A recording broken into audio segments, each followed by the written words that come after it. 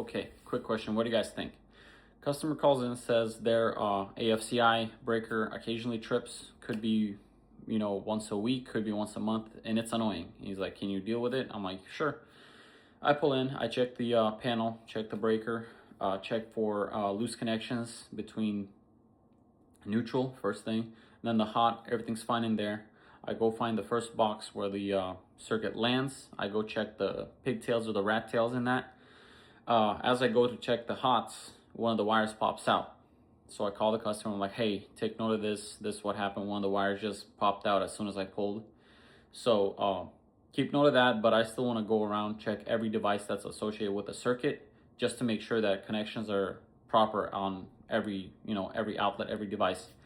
So as I go, I find this. So I take a picture of it, I show it to him as well, and I continue checking. Some of the receptacles had the wires going into the stab ends, not on the screws of the receptacle and the switches. So I correct that because I don't really trust the stab ends, even though UL listed and it's all that, it's spring loaded. I don't trust it, so I put it on the screws. Check everything else is proper, everything's tight, everything's no loose wires. So I tell the customer, you have possibly 3 culprits.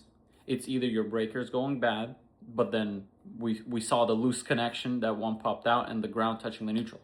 So I told him there's 3 possible causes, because the breaker was not tripping instantly. So it could have been, I could have taken a better picture, but that ground could have been, there could have been such a small gap to where when the wires heat up, they move and it makes contact with the neutral and boom, trip. So I told him, my bet is that's the culprit. The ground potentially touching the neutral when you're using the circuit. And I asked him, do you still want me to change the breaker? He said, of course, just to get that out of the way. So I change the breaker, and so far, no calls yet. What do you guys think?